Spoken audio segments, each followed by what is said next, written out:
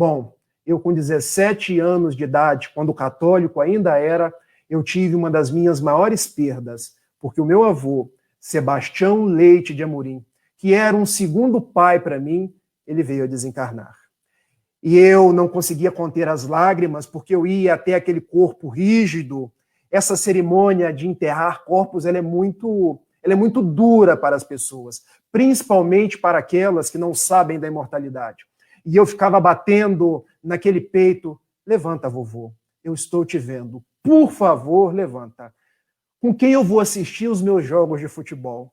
Quem vai falar comigo de noite? Levanta, vovô, eu sei que você está vivo, mas não estava. Talvez seja muito duro e eu entenda a dor de muitos que estão me assistindo ou que vão me assistir a posteriori. Foi difícil, mas eu quis ficar com ele durante todo o tempo até ele ser enterrado. Passam-se alguns dias e eu começo a registrá-lo com os olhos que eu depois vinha descobrir que eram os olhos espirituais. E eu, arregalando os olhos, eu falei assim, vovô, você morreu. Como eu estou te vendo? Meu filho, eu não sei como você está me vendo. E eu não sei nem explicar o que está acontecendo. Mas eu estou vivo. E eu posso conversar com você. E nós ficávamos conversando sobre jogos de futebol, porque ele era Fluminense, eu sou Botafogo. Ficávamos conversando sobre a vida e eu falava com minha mãe, mamãe, eu estou vendo o vovô. E ela, meu filho, você não está vendo seu avô. O vovô morreu. E a gente, quando vê alguém, ou está vendo o diabo ou está vendo o Espírito Santo. Mas eu estava vendo. E eu o via sentando na mesa para almoçar.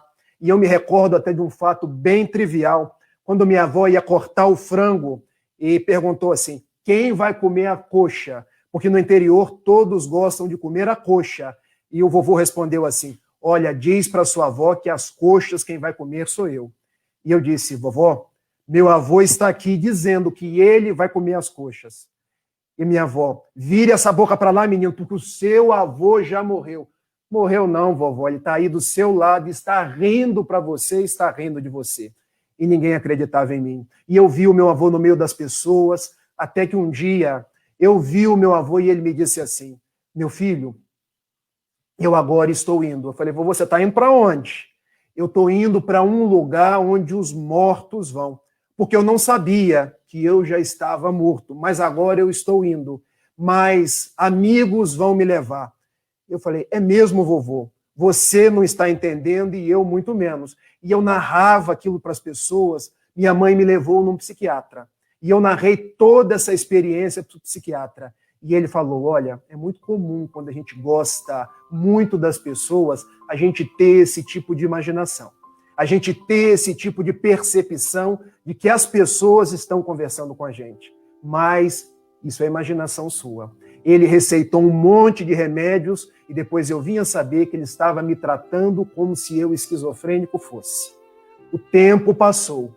Depois dos 18 anos, eu me tornei espírita. Encontrei nas páginas lustrais do Livro dos Espíritos um norte para a minha existência. Encontrei numa casa espírita em Itapiruna, Casa da Fraternidade, Grupo da Fraternidade Espírita Humberto de Campos, um pouso para a minha alma.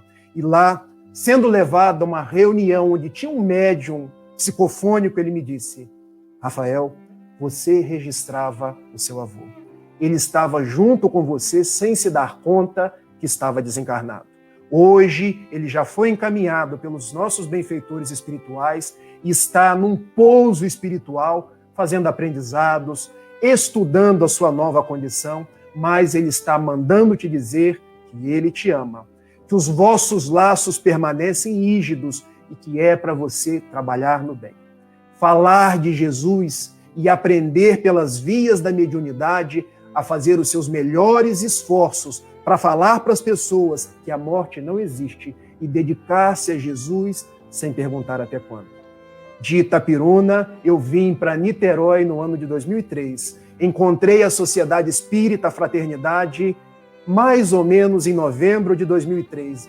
Quase em fevereiro de 2004, eu recebo uma comunicação dos espíritos me chamando para estar na reunião mediúnica. E lá estava Raul Teixeira, e lá estavam outros tantos trabalhadores da CEF, e eu me dei conta que eu de fato via o meu avô, mas que aquilo era uma coisa não para eu me vangloriar, porque os médiuns estão no mundo para trabalhar. Nós, os médiuns, sejamos ostensivos ou não, estamos no mundo para sermos fiéis a Jesus. E eu percebi que eu podia ver o meu avô, mas podia ver outros tantos espíritos com as mais variadas problemáticas, inclusive espíritos que não sabiam que tinham morrido e que retornavam pelo canal da mediunidade para serem esclarecidos e para deixarem os seus exemplos para cada um de nós. Por que eu vos conto tudo isso? Para que nós tiremos da nossa cabeça aquela crença que muitos dizem: se alguém vier e aparecer para mim, eu acreditarei. Eu vi.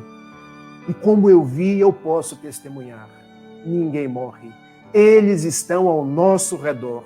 E os meus cabelos, neste momento, se eriçam para dizer a vocês: a imortalidade é a luz da vida, assim como este sol brilhante é a luz da natureza. Essa frase não é minha. Essa frase é de Camille Flammarion, que foi dita nas exéquias, nas cerimônias funerais de Allan Kardec, no cemitério de Montmartre. Depois ele foi transferido para o Père Lachaise. E o que Camille Flammarion estava dizendo a Allan Kardec? Bom, aqui jazem os seus despojos carnais, mas sei que você está vivo e nós nos encontraremos na pátria espiritual. E por certo, os dois hoje, Allan Kardec e Camille Flammarion, estão juntos a nos direcionar os esforços, a conduzir as nossas falas até Jesus, o mestre dos mestres, o amor que não foi compreendido, a pessoa que veio estar conosco para que nós não nos cansemos de servir,